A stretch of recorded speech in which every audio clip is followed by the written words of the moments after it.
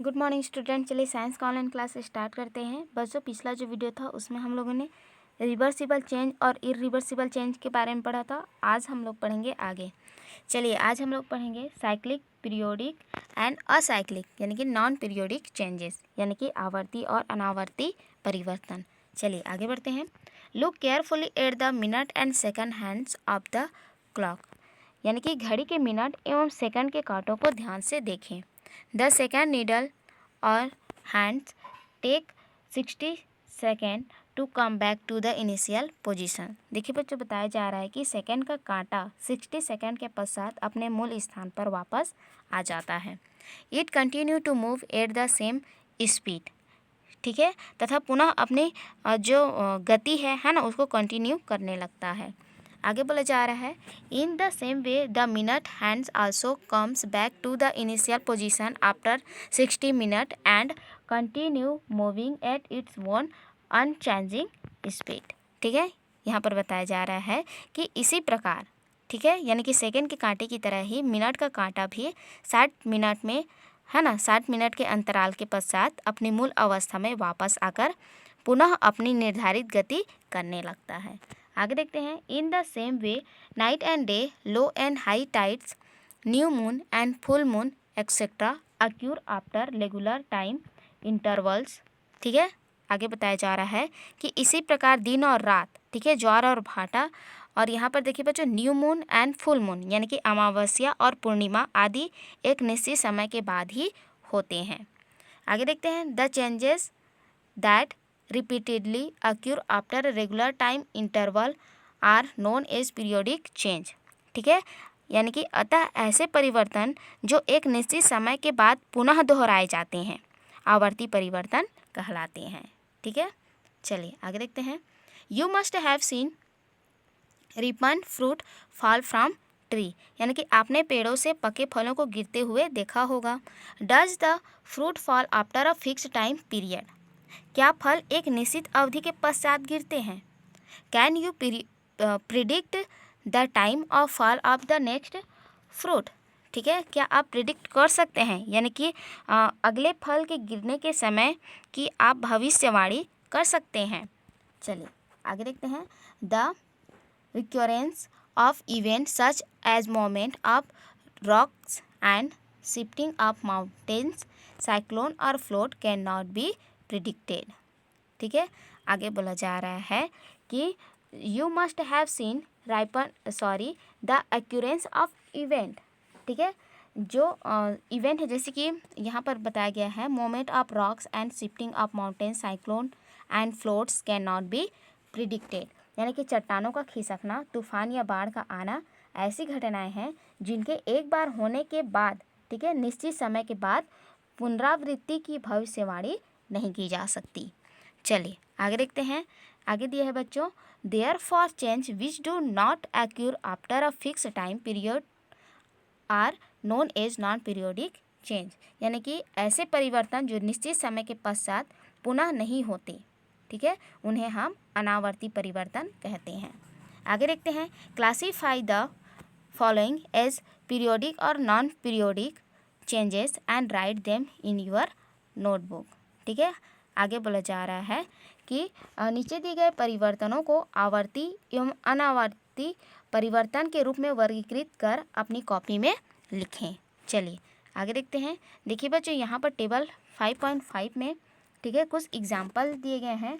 ये पीरियोडिक है या फिर नॉन पीरियोडिक चेंज है, उसको लिखना है और उसका कारण लिखना है। ठीक है, चलिए देखते हैं। फर्स्ट लिखा है राइजिंग ऑफ द सन, यानी कि सूर्य का उदय होना, ठीक है, पीरियोडिक चेंज है या फिर नॉन पीरियोडिक चेंज, यहाँ पर लिखेंगे और उसका रीज़न भी लिखेंगे। ठीक है, सेकेंड में है रेलवे एक्सीडेंट, यानी कि रेल दुर्घटना। थर्ड में है टाइड्स इन द सी, यानी कि समुद्र में ज्वार भाटा। फोर में है स्नीजिंग, ठीक है, यानी कि छींकना। ठीक है, आगे देखते हैं। 5 में एक्यूरेंस ऑफ डे एंड नाइट, ठीक है, यानी कि दिन रात का होना। चेंज ऑफ सीजन, यानी कि ऋतु परिवर्तन। और 7 में है साइक्लोन्स, यानी कि तूफान का आना। ठीक है, ये पीरियोडिक है या फिर नॉन पीरियोडिक चेंज है, उसको यहाँ पर आप फिलअप लिखेंगे और उसका कारण भी यहाँ पर लिखकर आप जरूर भेजेंगे। ठीक है बच्चों, चलिए आगे बढ़ते हैं। देखिए बच्चों, आगे दिया है डिजायरेबल एंड अनडिजायरेबल चेंजेस, ठीक है, यानी कि वांछनीय और अवांछनीय परिवर्तन। चलिए आगे बढ़ते हैं। There are some changes that are natural and some other changes that are effected by human being for their own use, ठीक है। यहाँ पर बोला गया है कि कुछ परिवर्तन प्राकृतिक होते हैं तथा कुछ परिवर्तन उपयोगिता के आधार पर मनुष्य द्वारा किए जाते हैं। फॉर एग्जाम्पल, उदाहरण के लिए देखिए, conversion of milk into yoghurt, cooking food, formation of manure from cow dung, growing of fruit trees, blooming of flowers etcetera, ठीक है। उदाहरण के लिए यहाँ पर बताया गया है कि दूध से दही का बनना, भोजन का बनना, गोबर से खाद का बनना, फलदार पौधों की वृद्धि तथा फूलों का खिलना, ठीक है। ये सभी क्या हैं? ये ऐसे परिवर्तन हैं जो कुछ परिवर्तन प्रकृति के होते हैं तथा कुछ परिवर्तन उपयोगिता के आधार पर मनुष्य के द्वारा किए जाते हैं। चलिए आगे देखते हैं। Hence the changes that are useful to us and give us pleasure are called desirable changes, ठीक है। यहाँ पर बताया जा रहा है कि ऐसे परिवर्तन जो मनुष्य के लिए उपयोगी है, ठीक है, वांछनीय परिवर्तन कहलाते हैं, ठीक है बच्चों, समझ में आया। यहाँ पर बताया गया कि उपरोक्त परिवर्तन हमारे लिए क्या है? उपयोगी है, ठीक है, यूजफुल टू अस यानी कि हमारे लिए उपयोगी है, ठीक है। और आगे लिखा है एंड गिव अस प्लेजर, ठीक है, और प्रसन्नता देते हैं। अतः ऐसे परिवर्तन जो मनुष्य के लिए उपयोगी हैं वांछनीय परिवर्तन कहलाते हैं। चलिए आगे देखते हैं। देखिए बच्चों, आगे दिया है there are changes which are destructive, painful and not useful to human, ठीक है। आगे बोला जा रहा है कि कुछ परिवर्तन ऐसे होते हैं जो मनुष्य के लिए विनाशकारी, दुखद एवं अनुपयोगी होते हैं, ठीक है। They are known as undesirable change, ठीक है, और ऐसे परिवर्तनों को अवांछनीय परिवर्तन कहते हैं। आगे दिया है देखिए बच्चों, decay of food, breaking of a glass plate, flooding of the river, rusting of parts of the machines, explosion, burning etcetera are example of undesirable changes, ठीक है। यहाँ पर बताया जा रहा है कि जैसे भोजन का सड़ना, कांच की प्लेट का टूटना, नदी में बाढ़ आना, मशीन के पुर्जों में जंग लगना, विस्फोट होना, आग का लगना आदि, ये सभी ऐसे एग्जाम्पल हैं जो अनडिजायरेबल चेंज हैं, यानी कि अवांछनीय परिवर्तन है, ठीक है, जिससे मनुष्य को हानि पहुंचता है, ठीक है। आगे देखते हैं। There are some changes that are desirable from one point of view but may become undesirable from another point of view। देखिए बच्चों, आगे बोला जा रहा है कि कुछ परिवर्तन ऐसे भी होते हैं जो मनुष्य के लिए एक दृष्टि में, ठीक है, एक दृष्टि में एक समय तो वांछनीय है परंतु दूसरे दृष्टि में वे अवांछनीय होते हैं, ठीक है, समझ में आया। यानी कि वो डिजायरेबल भी होते हैं और अनडिजायरेबल भी होते हैं। चलिए आगे देखते हैं। We can see this from the following table, ठीक है, इसे हम निम्न सारणी में देख सकते हैं, ठीक है बच्चों। तो चलिए आगे बढ़ते हैं। देखिए बच्चों, यहाँ पर टेबल 5.6 दिया है, इसमें नंबर्स दिए गए हैं, एग्जाम्पल दिया गया है और वन पॉइंट ऑफ व्यू यानी कि प्रथम दृष्टि में और अनदर पॉइंट ऑफ व्यू यानी कि द्वितीय दृष्टि में। चलिए देखते हैं। फर्स्ट, रस्टिंग ऑफ आयरन यानी कि लोहे में जंग लगना, ठीक है। वन पॉइंट ऑफ व्यू यानी कि जो प्रथम दृष्टि है उसमें अवांछनीय है, अनडिजायरेबल है। Another point, desirable for mineral cycling in nature, ecological imbalance, ठीक है, यानी कि प्राकृतिक संतुलन में तत्वों के चक्रण के लिए वांछनीय है, ठीक है, समझ में आया। यानी कि लोहे में जो जंग लगना है वह प्रथम दृष्टि में तो अवांछनीय है, लेकिन दूसरे दृष्टि में क्या होता है कि प्राकृतिक संतुलन में तत्वों के चक्रण के लिए ये वांछनीय है। चलिए नेक्स्ट देखते हैं। देखिए बच्चों, नेक्स्ट में दिया है मैन्युफैक्चरिंग सिल्क यानी कि रेशम का बनना, ठीक है, ये डिजायरेबल है, ठीक है। वन पॉइंट में क्या है, ये डिजायरेबल है। और देखते हैं another point, ecological imbalance, loss of silk warm, undesirable, ठीक है, प्राकृतिक असंतुलन रेशम कीड़े के नष्ट होने से अवांछनीय है, ठीक है, समझ में आए। यानी कि जो रेशम का बनना है ना, वह प्रथम दृष्टि में वांछनीय है और द्वितीय दृष्टि में प्राकृतिक असंतुलन रेशम कीड़े के नष्ट होने से अवांछनीय। चलिए आगे देखते हैं। देखिए बच्चों, थर्ड में दिया है manufacturing things from animals skin, यानी कि चमड़े की वस्तुओं का बनना।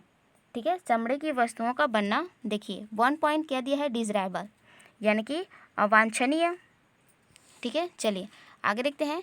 Killing animals for their skin is causing ecological imbalance hence undesirable. ठीक है, यानी कि देखिए बच्चों, जो चमड़े की वस्तु का बनना है ना, वो प्रथम दृष्टि में क्या है, वांछनीय है। ठीक है, अब सेकंड में बताया जा रहा है कि जानवरों के चर्म से प्राप्त करने से, है ना, मृत्यु के कारण प्राकृतिक असंतुलन, अतः यह क्या है, अवांछनीय है। ठीक है बच्चों, समझ में आया। यानी कि जो यदि हम लोग, है ना, चमड़ा बनाएंगे तो हम लोगों को एनिमल को मारना पड़ेगा, है ना, यह वांछनीय हो गया। लेकिन यहाँ पर आगे बताया गया है कि जानवरों के चर्म से प्राप्त करने से, है ना, जानवरों की मृत्यु हो जाती है। ठीक है, जिसके कारण प्रकृति असंतुलन हो जाता है ना, तो यह क्या है, अवांछनीय भी है। ठीक है, चलिए नेक्स्ट देखते हैं। देखिए बच्चों, 4 में दिया है मैन्युफैक्चरिंग प्लास्टिक आइटम। ठीक है, यानी कि प्लास्टिक वस्तुओं का बनना। देखिए, since light and useful it is desirable. ठीक है, यानी कि हल्की एवं गुणों में उपयोगी होने के कारण यह वांछनीय है। ठीक है बच्चों, क्योंकि यह हल्की होती है तथा यह इनमें गुण पाया जाता है ना, ये जल्दी से क्रिया नहीं करते हैं, इसलिए प्लास्टिक का वस्तु बनना क्या है, वांछनीय है। अब देखते हैं नेक्स्ट में, plastic is not biodegradable hence undesirable. ठीक है, लेकिन जो प्लास्टिक होता है, देखिए वह अपघटन नहीं होने के कारण, ठीक है, बायोडिग्रेडेबल नहीं है, यानी कि ये क्या नहीं होता है, इसका अपघटन नहीं होता है ना, जिसके कारण यह अवांछनीय है। चलिए आगे देखते हैं। देखिए बच्चों, 5 में दिया है फ्लोट इन द रिवर। ठीक है, फ्लोट इन द रिवर, यानी कि नदी में बाढ़ आना।